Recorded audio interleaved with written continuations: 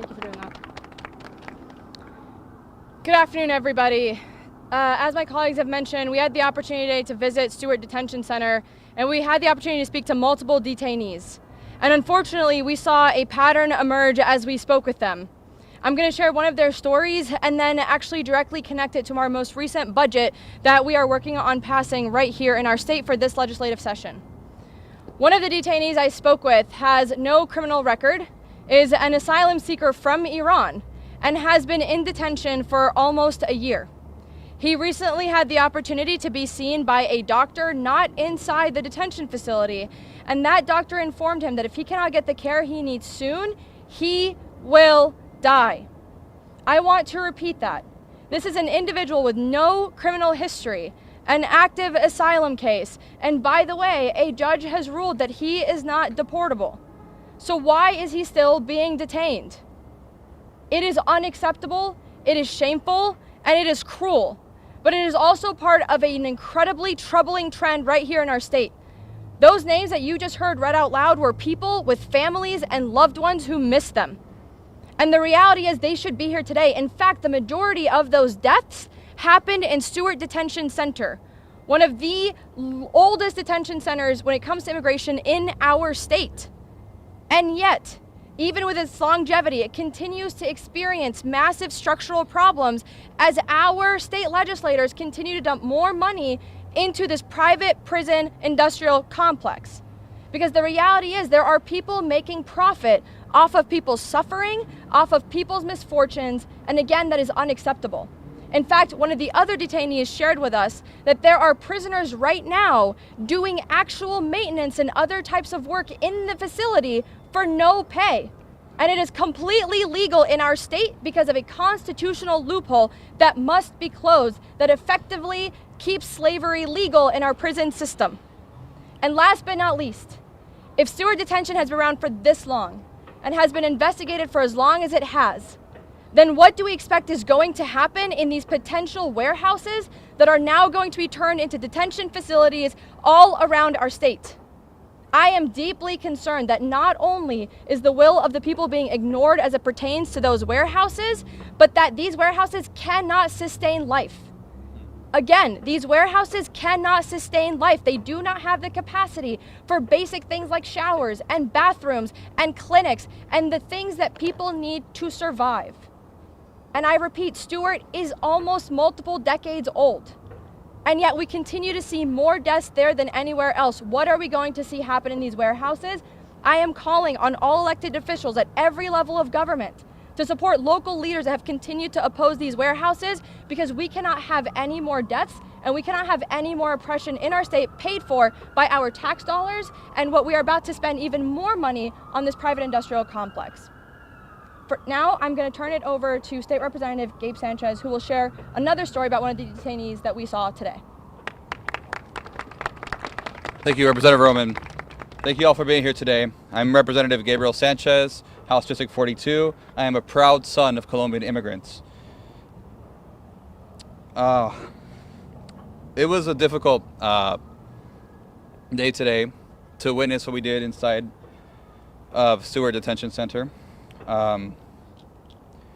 We heard directly from the detainees about the terrible conditions that they all face, and not just the ones we talked to, but others as well. It's hard to see people who, before getting in there, were just hardworking folks supporting their families, regular people walking the streets just like everyone else, and suddenly they're being detained for what seems like arbitrary reasons.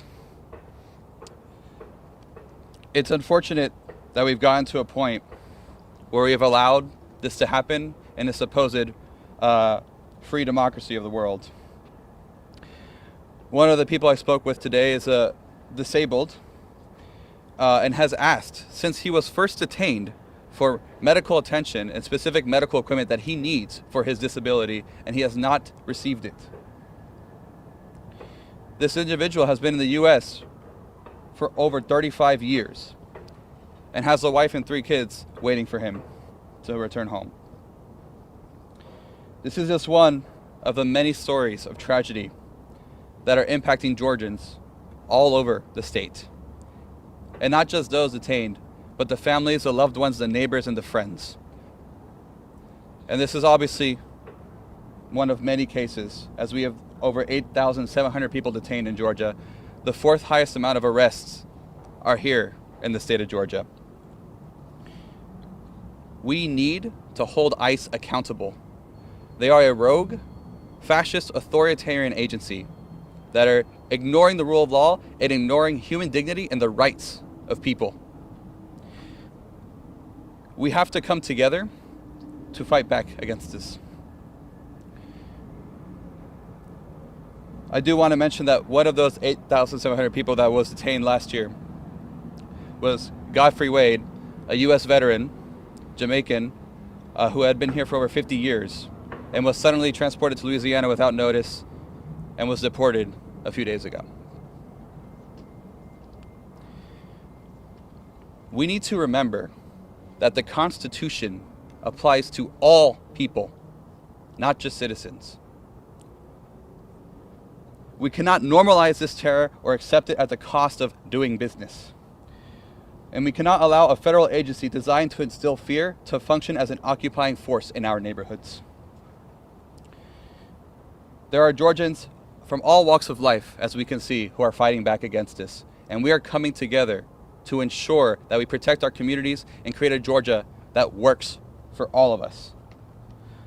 So I hope that we can continue that work, protect the people in our communities, free those who are unfairly, unnecessarily being detained and being effectively tortured in those detention centers, and ensure that we have a country that works for all of us. Thank you so much. And now I will turn it to my colleague, Senator Josh McLaurin. Good afternoon. My name is Josh McLaurin. I represent North Fulton County in the state Senate. ICE is not just in Minnesota. Georgia is worried about ICE. ICE has been operating in Georgia. I know I can speak for all of us that we have received many concerns from our constituents about the extent of ICE's operations, both now and plans to bring new detainees to Social Circle. As Representative Roman pointed out, that ICE is planning to expand its operations in Georgia. So this is not some abstract conversation for the people of Georgia.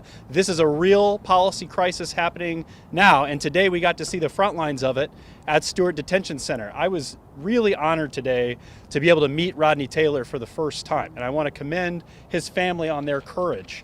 A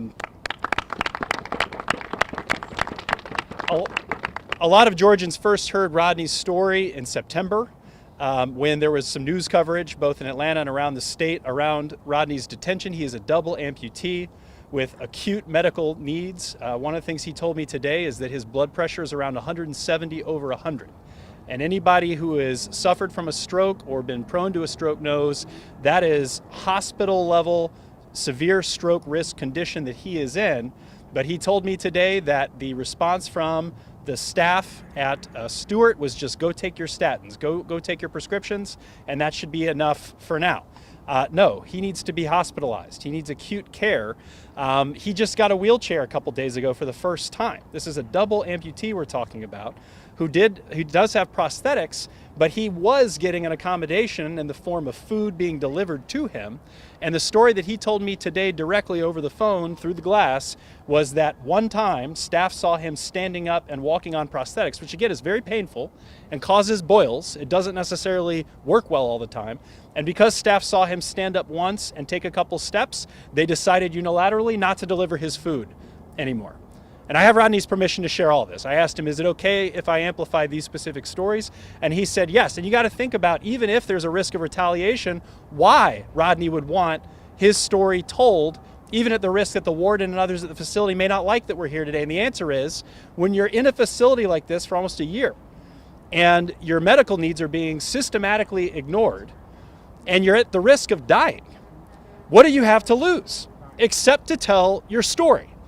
So that's why the state legislative delegation went down today. That's why we visited with Rodney. And I asked Rodney, if you could say one thing to the people of Georgia, what would your message be? And he said, we need oversight. We want oversight. Because he said there's a one-size-fits-all mentality around here where it doesn't matter what your medical conditions are or your mental health conditions, you're all treated the same. And he explained why. everyone is treated the same.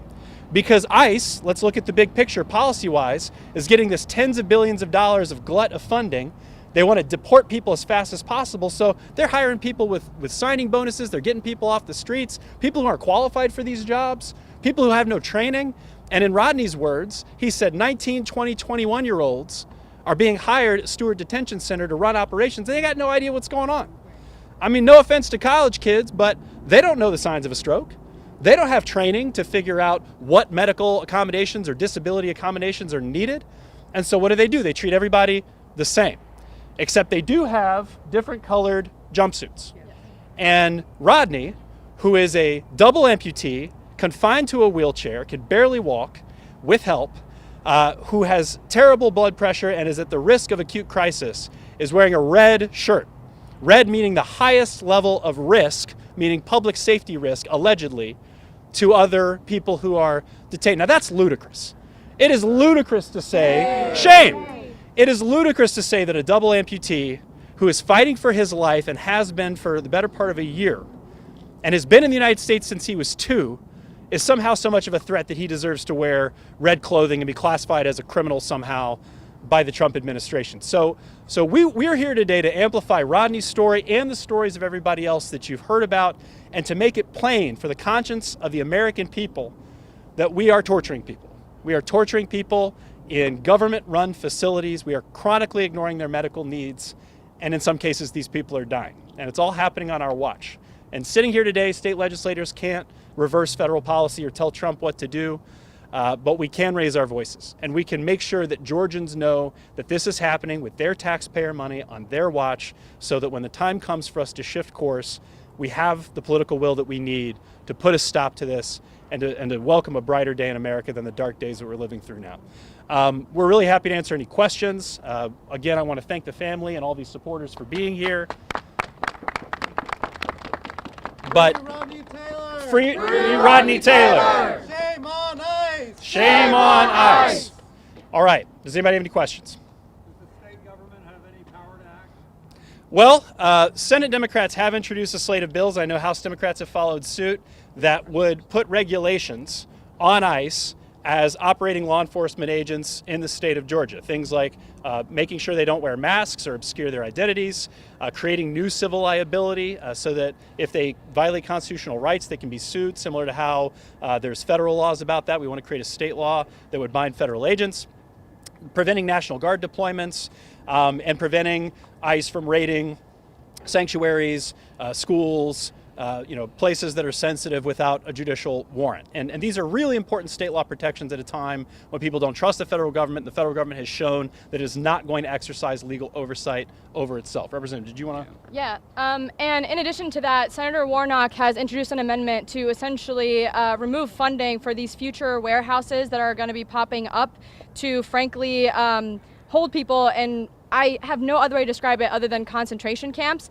But in addition to that, we are exploring any and other methods that could potentially make these sales essentially you can't just complete them, right? Essentially adding enough fines that these sales would just not make sense for the person attempting to sell them to ICE facilities. So we're continuing to look at every potential power that we have, knowing we're in the minority both at the state and federal level, but we want Georgians to know that we are pursuing every single avenue available to us, and we will try every single avenue until we've exhausted all possibilities. Right. And just to add detail on the House bills, House Bill 889 is a bill I introduced to ban masks and also to ensure they publicly identify themselves, badge, uniform, publicly marked vehicles. And my colleague, Representative Bryce Berry, also introduced legislation. So we were listening in and watching in real time. Zach Merchant and Savannah Levins with you here in the 11 Alive Plus Streaming Center. We have been listening to this press conference from Democratic state lawmakers, a press conference including several candidates for statewide office. State Representative Ruo Roman, who is running for governor, State Senator Josh McLaurin, who's running for lieutenant governor. Savannah, you have done some extensive reporting on the situation at the Stewart Detention Center, including following the story of one man who was detained there. You've told us about his story.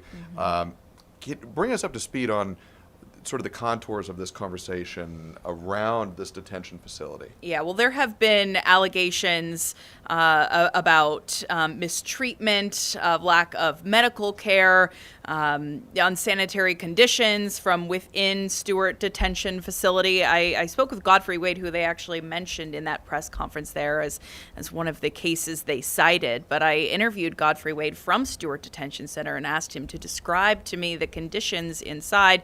He said he was in a pod of several dozen other men with one working urinal, for instance, said that they were having difficulty with getting running water consistently. At some point, his fiance told me he had fallen very ill and was not being treated as promptly as they would have liked.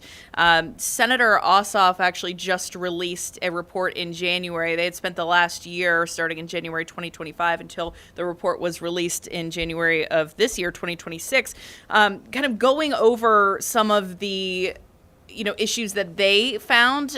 They inspected multiple of these facilities, including Stewart Detention Center. And the summary, it says that they found an undeniable pattern of human rights abuse. 44 reports of family separation, including mothers reportedly separated from their babies while they were breastfeeding. 206 credible reports of medical neglect that in some cases led to life-threatening injuries and complications. 26 credible reports of mistreatment of pregnant women, 40 credible reports of the mistreatment of children, 89 credible reports of physical and sexual abuse, 139 credible reports of denial of adequate food or water, 161 credible reports of denial of access to attorneys, which Godfrey Wade told me he certainly experienced. He said he wasn't able to get access to his attorney for many weeks.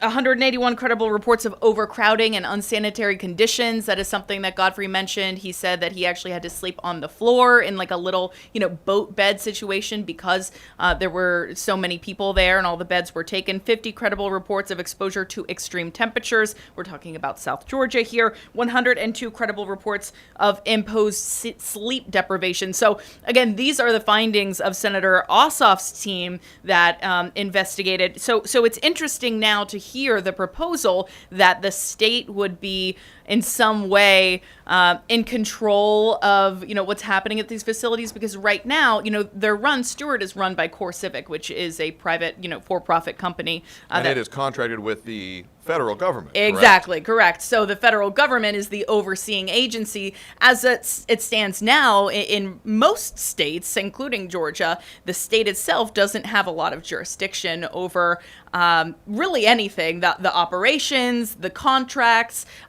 inspections even. And there have been certain states, I looked to see if there's precedence for this, for states, exercising some oversight. And there are a few cases that are actually, facing legal battles right now. So this is no easy undertaking. California is one of them.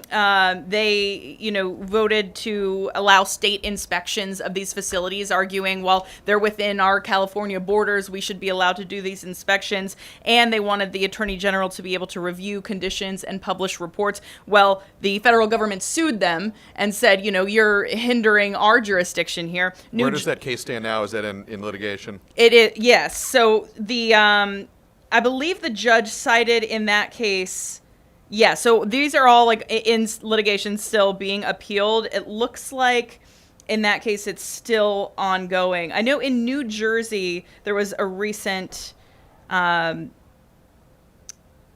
judgment. So New Jersey, they decided, we're going to say that we're regulating private business, right? And they banned new contracts with ICE companies. And in that case, CoreCivic sued and said, well, you can't do that. We're working with the federal government, not the state. And the judge actually sided with CoreCivic, saying that the state can't single out immigration detention, and appeals for that are ongoing.